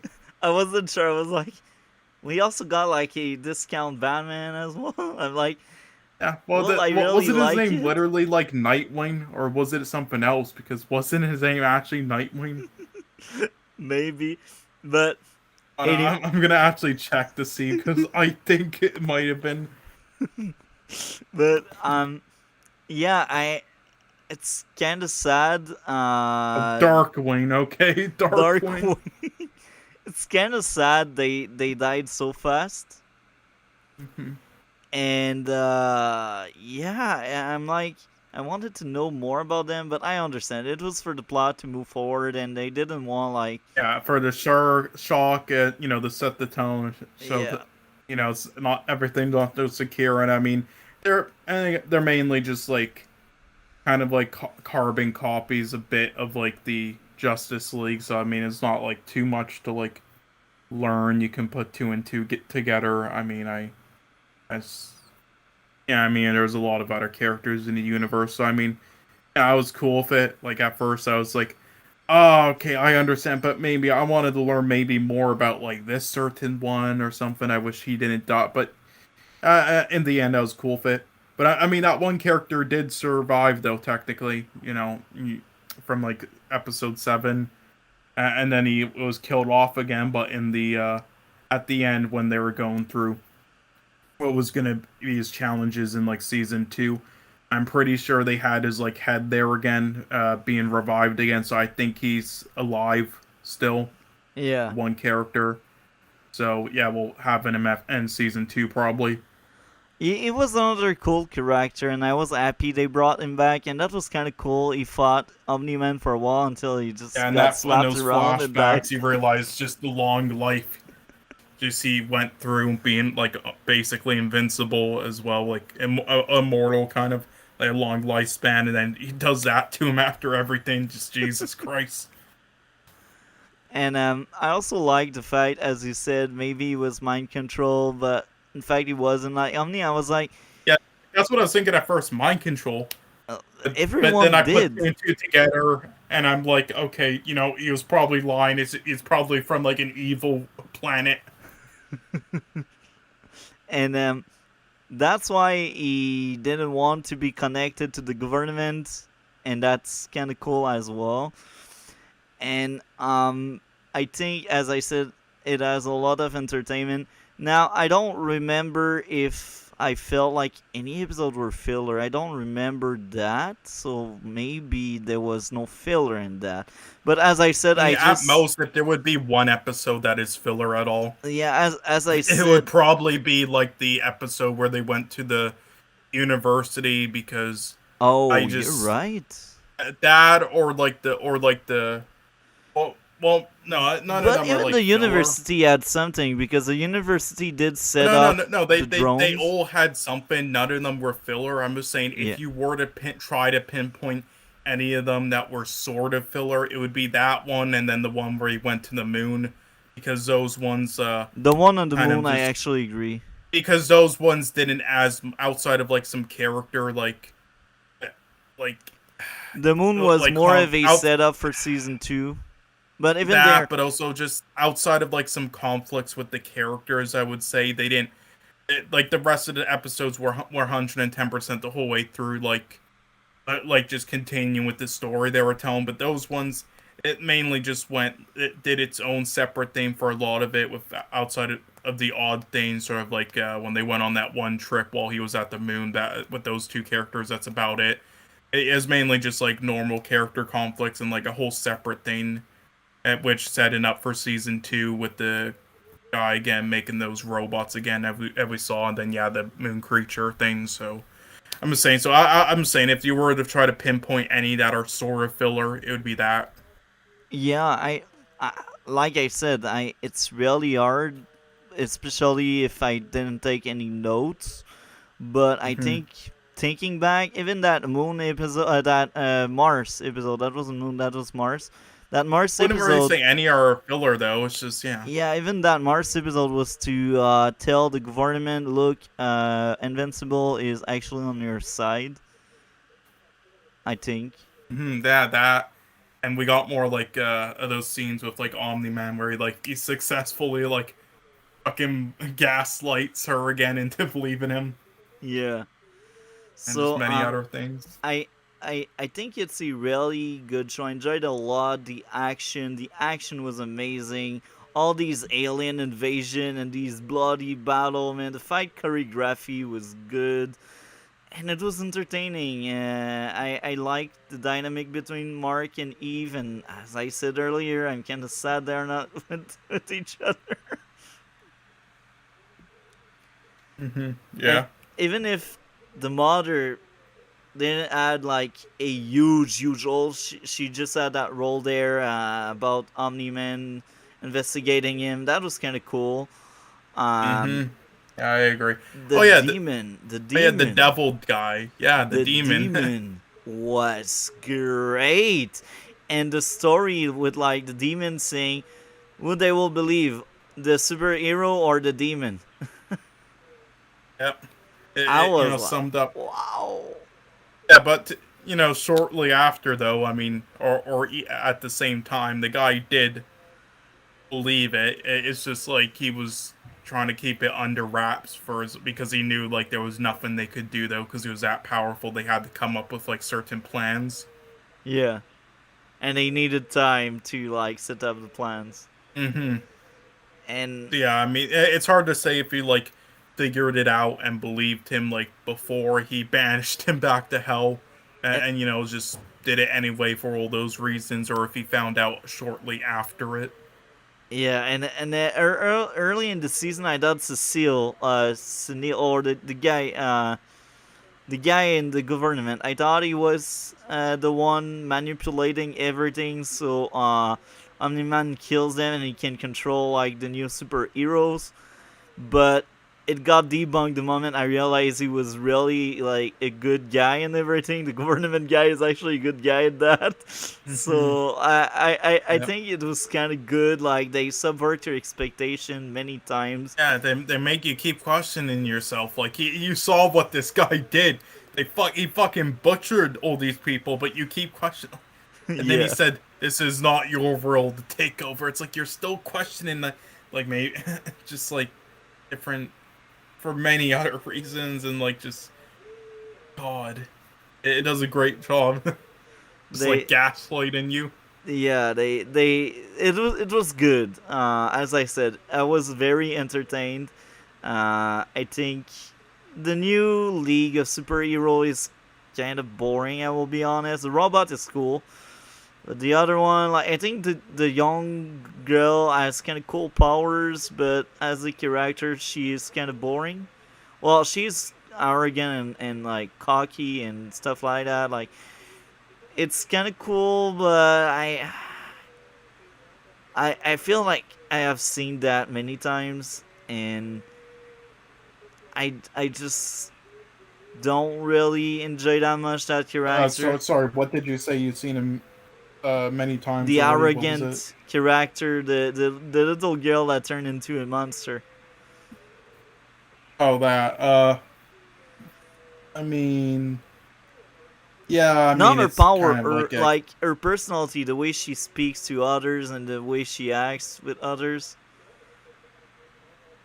Yeah, it's like you. Yeah, you do have like that. Yeah, every show has like that one character basically. Yeah, but But I mean, it does with. I mean, the origin and everything. It does make sense why she's like that though. yeah, and that clone girl is kind of cool. She Yeah. has infinite lives as long as she can clone before she dies. It's kind of Yeah, I cool. mean that does give you a loophole though. Well, why don't you just have like one clone just like fucking at like the base the whole time? It's actually a good idea. Maybe she can't Yeah. summon them too far away. I don't know. They Well, need I to guess nerf her. two. Yeah, two would be too weak. I guess. Yeah, and then she would have to like run back when it dies. Yeah, she can't really do shit in that case. I guess because they could easily melt two down.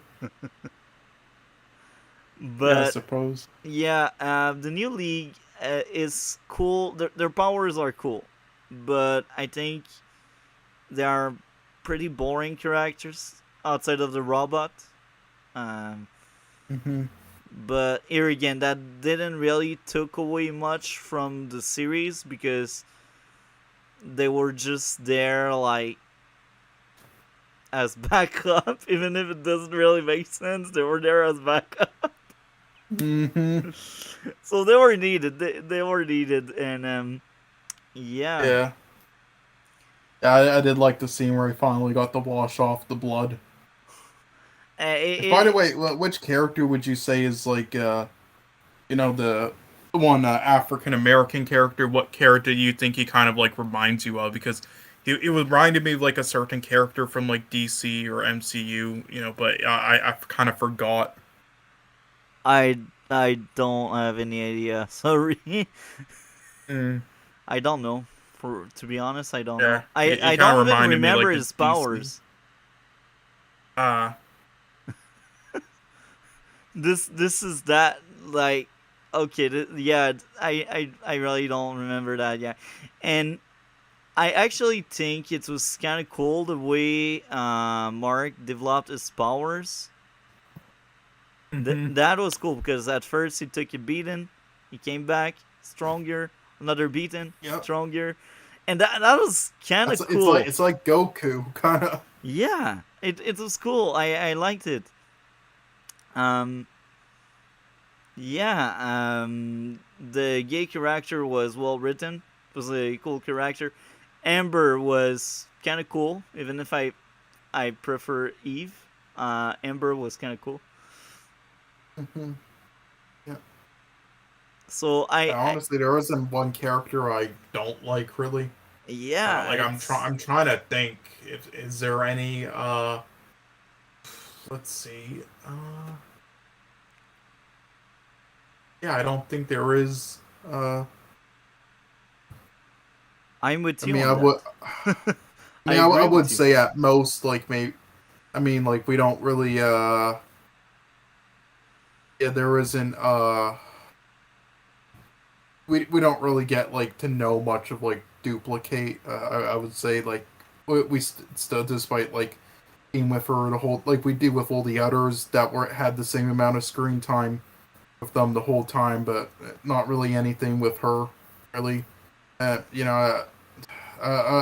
Hopefully we get more of that in season two.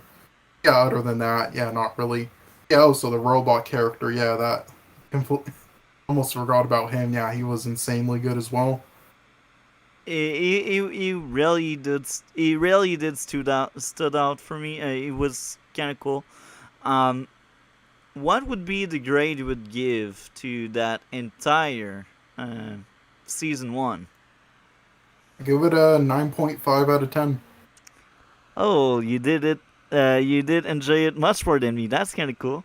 Yeah, Uh, it's basically like a masterpiece for me. It's basically almost there as long as season 2 holds up.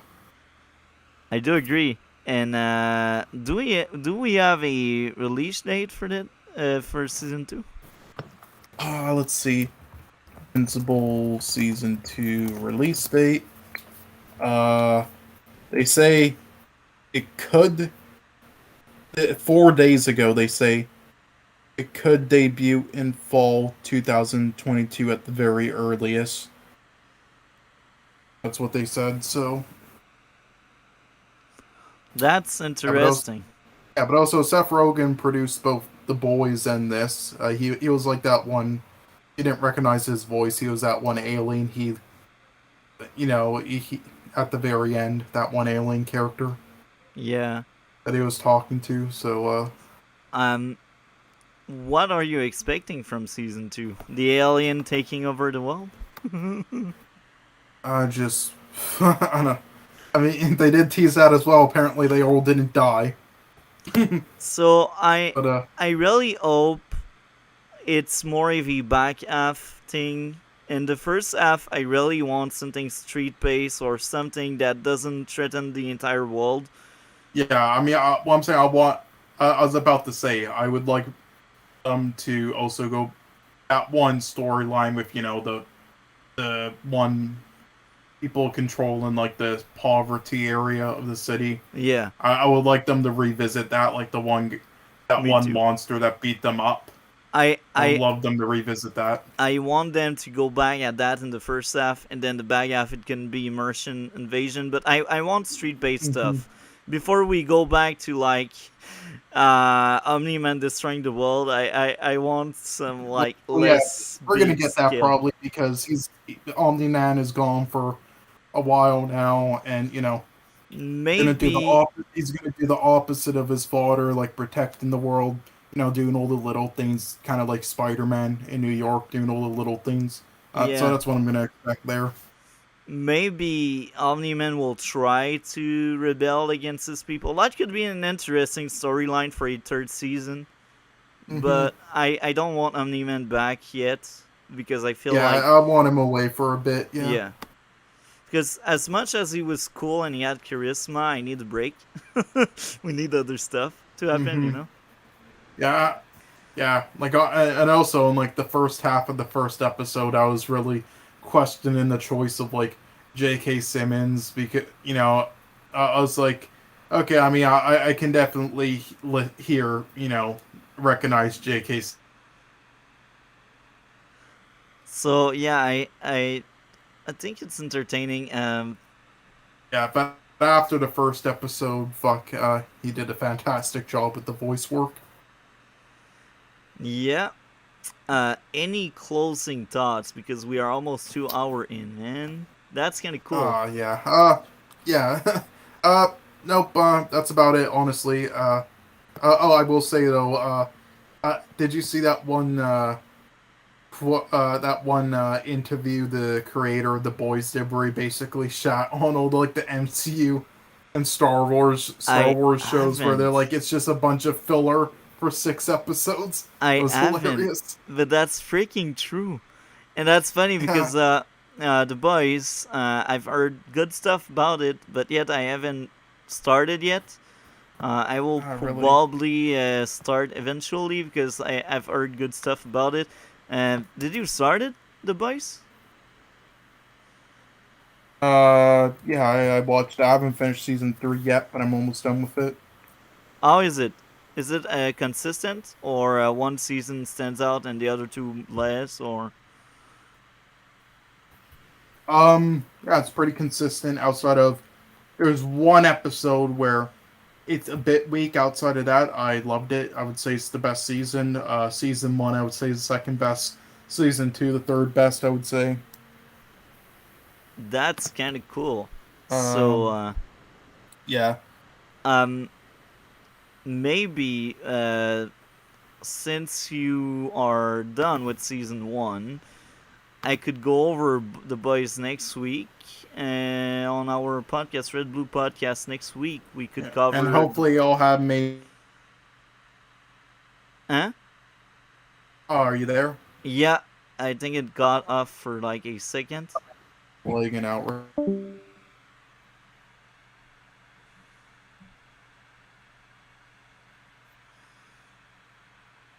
So we are waiting for him to come back. Here we are. I'm sorry, can you hear me? Yeah. Scott, my thing crashed. God damn it. Anyway, sorry, I'm back, but my thing was just lagging. But yeah, I mean, hopefully I'll have Stargirl finished by then. But yeah, we can definitely Yeah, do at that. least season 1. So what we could do is like next week finish at least season 1. I think once you started, I think you will be jacked. You'll be like hooked because I think it's really good. And Probably. we could cover like the boys first season as well. So Stargirl first season and the boys first season next week. And Mm-hmm. the week after that, if you had enough time, we could cover like Stargirl second season and the boys second season. Hopefully we have enough time for that. Hopefully I will. I mean, I'm gonna be busy on like Saturday.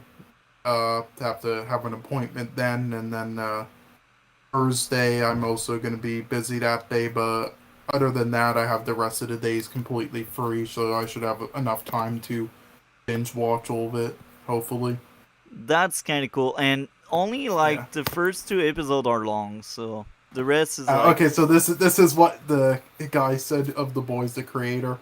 A lot of filmmakers are comfortable with the idea that they can give you 10 hours where nothing happens until the 8th hour.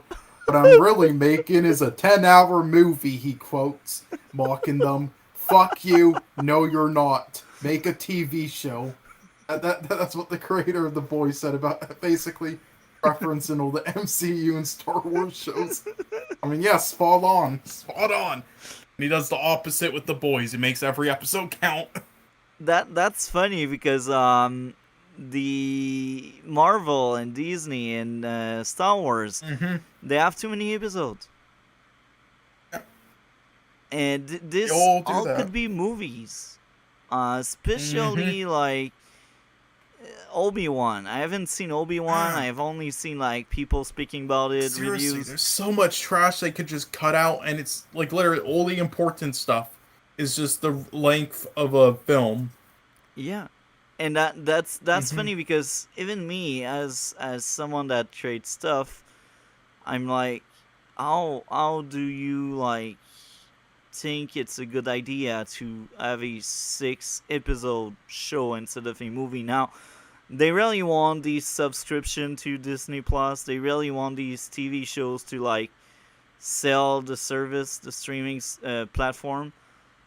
But that's what went wrong. It's why it's not working. That's why it's bad. You should when you make a TV show, you should make it so people enjoy it instead of just consume. Yeah, I agree. I think I think when it's made uh out of love for the IP or the franchise, it's it's it's cool. It's much better than just, oh, I have a product I need to sell. And Mm-hmm. this all goes back to Stargirl. I feel like Stargirl is a live action comic book because there's a lot of comic book stuff in it.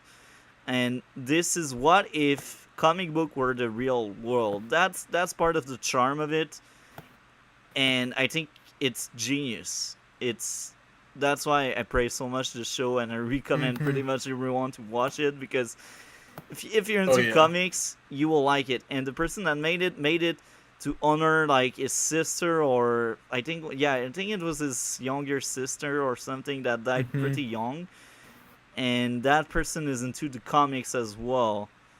And that's why the person that makes Stargirl is really like, it's to honor someone's memory. He makes this show, and he is also liking the property and the IP, so it's really comic book accurate.